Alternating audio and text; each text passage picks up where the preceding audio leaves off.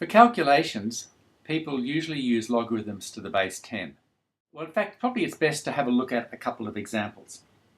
If I take the number 100 and look at its log, then 100 is 10 squared. So I'm really looking at the log to the base 10 of 10 squared, and that will be the index 2.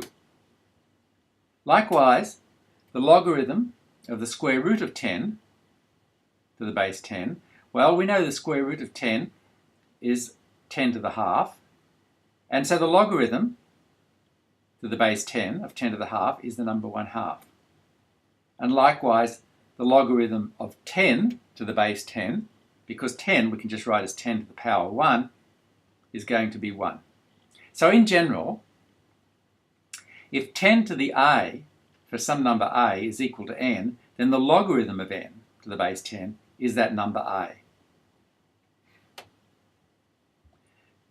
Now, if n, the number n, has capital N digits, then we see that n lies between 10 to the n minus 1 and 10 to the n. For example, if I look at a two-digit number, say 93, then 93 lies between 10 and 100. So that means the log of 93 will lie between 1 and 2, because 10 is just 10 to the 1 and 100 is 10 squared. So in general, if I took any three-digit number, that means it must be bigger than or equal to 100, which is 10 squared, and it must be strictly less than, if it's 3 digits, 1,000, which is 10 cubed. So it follows the logarithm of that number to the base 10 must lie between 2 and 3. 2 coming from the fact that 100 is 10 squared, 3 from the fact that 1,000 is 10 cubed, and the number n lies between 10 cubed and 10 squared, so that the logarithm lies between 2 and 3. Or, put it this way, the number of digits in n, little n, is capital N, then the logarithm of little n to the base 10 will be approximately capital N. So the logarithm of any three-digit number is approximately 3. It's going to be between 2 and 3. But if I take a number which has, say, 150 digits, then its logarithm will lie to the base 10. Its logarithm will lie between 150 and 149. So it's a pretty precise estimate.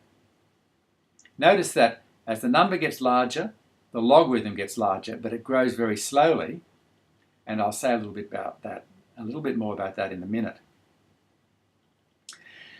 Now here, to formulate the prime number theorem precisely, instead of taking logarithms to the base 10, we're going to take logarithms to the base e, where e turns out to be the number 2.71828 ... Now, you might think, you should think, where does such a number come from? Well, in fact, it arises naturally in calculus, it arises in compound interest, it arises in number theory, and I'll say a little bit about that 2 slides from now. So just as the logarithm of n to the base 10 is that number a, such that 10 to the a is equal to n, the 10 to the power a is equal to n, so the logarithm of n to the base e, completely analogous, is that number a such that e to the power a is equal to n. Instead of 10 to the power a, we have e to the power a. So, for example, the logarithm of e to the base e will be 1, because e is just e to the power 1. And the logarithm of e squared to the base e will be 2, because e squared is e squared.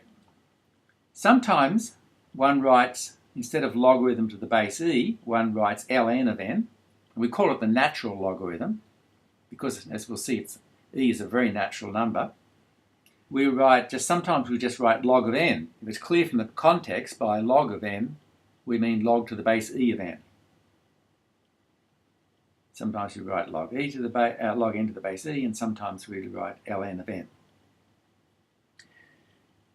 Now, what is quite useful is the fact that the natural logarithm of n is the same as the ordinary logarithm of n multiplied by this number here, log 10 to the base e. This equality, if you know something about logarithms and logarithms of different bases, is a good exercise. It's a basic fact about logarithms. This number, log e to the base 10, well, what is it? Well, it's approximately 2.30, at least the two decimal places, it's 2.30, but we can get some rough idea because e squared, well, e was 2.7, e squared is going to be less than 10, but e cubed, with a little bit of calculation, is bigger than 10. So the log of 10 to the base e should lie between 2 and 3, which it does. It's 2.30.